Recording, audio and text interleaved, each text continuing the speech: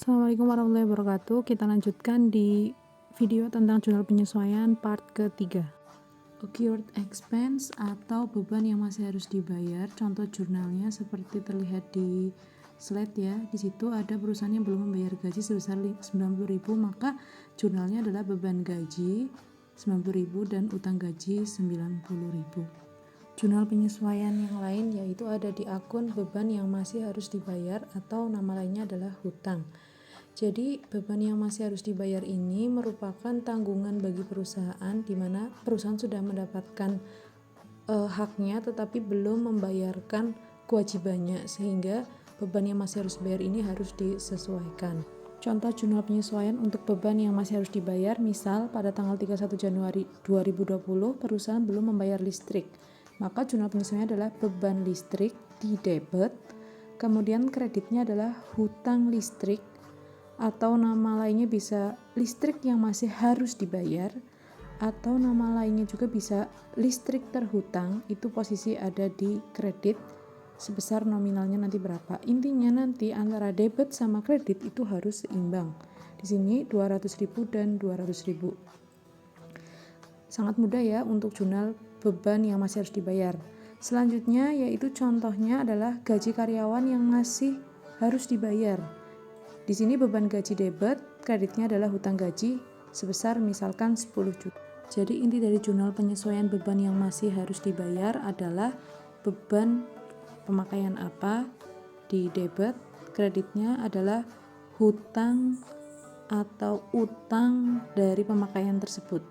Kita masuk di akun yang ke-6 tentang pendapatan diterima di muka, merupakan pendapatan yang diterima oleh perusahaan terlebih dahulu meskipun perusahaan belum menyalurkan jasanya.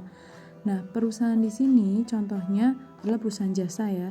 Ada dua pendekatan, yaitu dengan pendekatan sewa diterima di muka atau sebagai hutang, atau pendekatan cash.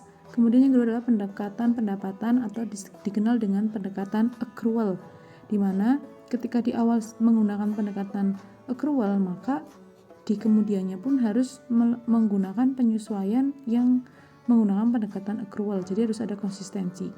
Kita coba praktekkan tentang pendapatan diterima di muka atau yang tadi disebut hutang ya. Untuk akun ini itu ada dua pendekatan, yaitu dengan pendekatan itu sebagai hutang, atau bisa juga pendapatan diterima di muka nanti dianggap sebagai pendapatan. Dua-duanya betul ya, asalkan dari jurnal umum ketika sedang menggunakan pendekatan hutang, maka di jurnal penyesuaian pun harus menggunakan jurnal penyesuaian dengan pendekatan hutang. Kita coba praktekkan ketika menggunakan pendekatan hutang ya.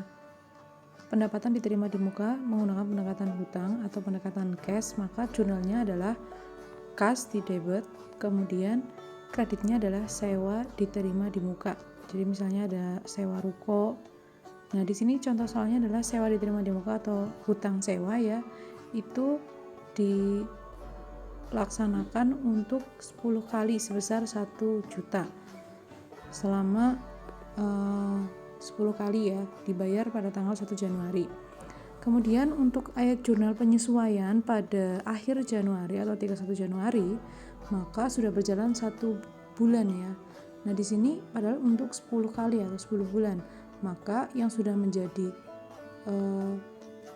pendapatan sewa itu adalah 1 kali atau 1 bulan dari 10 bulan itu. Maka 1 bulan atau 1 kali itu adalah caranya 1 juta dibagi 10 ketemulah 100.000. Nah, 100.000 inilah yang merupakan pendapatan yang harus dituliskan di jurnal penyesuaian dengan cara pendapatan sewa dimunculkan di kredit sebesar 100.000. Kemudian untuk debitnya adalah untuk mengurangi sewa diterima di muka, karena sewa diterima di muka itu sudah keluar 100.000, jadi di debit 100.000 lawan dari yang tadi ya sebelumnya di kredit. Itulah yang untuk hutang, pendekatan hutang. Selanjutnya kita akan menggunakan pendekatan pendapatan atau accrual basis, di mana pada tanggal awal pencatatan atau jurnal umum maka dia menggunakan pendekatan pendapatan, yaitu cash di debit, pendapatan sewa di kredit ya, karena dia menerima pendapatan terlebih dahulu dan langsung ditulis sebagai pendapatan sebesar 1 juta ya, berdasarkan transaksi sewa yang tadi untuk 10 kali.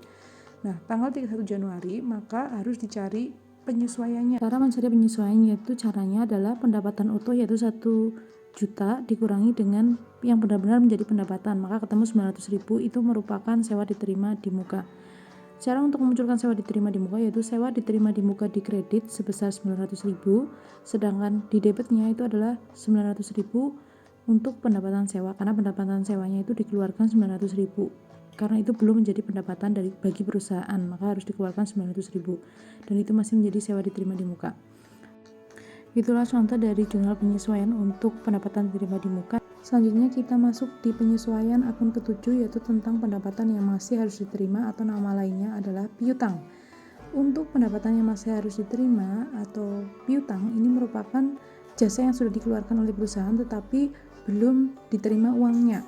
Nah, contohnya tanggal 31 Januari 2020 itu ada piutang bunga yang harusnya diterima oleh bank pada bulan Januari tetapi baru diterima di bulan Februari besok. Maka jurnal penyesuaian adalah piutang bunga di debit, kemudian kreditnya adalah pendapatan bunga.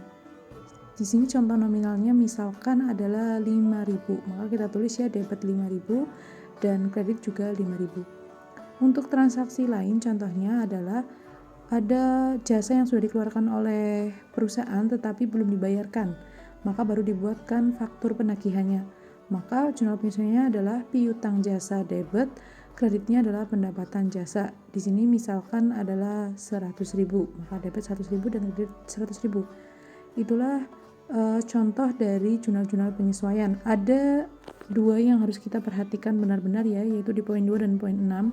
Karena di poin 2 dan poin 6 itu harus melihat pada awal pencatatannya, yaitu di jurnal umum dan neraca saldonya dicek dia dicatat sebagai apa. Karena ada dua pilihan. Nah, untuk jurnal penyesuaian itu bentuknya nanti seperti ini ya, ada identitas nama perusahaan, kemudian ada tanggalnya, keterangan debit dan kreditnya. Itu tadi untuk bentuk jurnal penyesuaian. Di sini tidak semua perusahaan itu mengalami 7 akun penyesuaian. Jadi tidak semuanya itu harus disesuaikan, tapi melihat kondisi perusahaan. Mungkin perusahaan tertentu hanya punya poin yang ke-7, poin yang ke-5.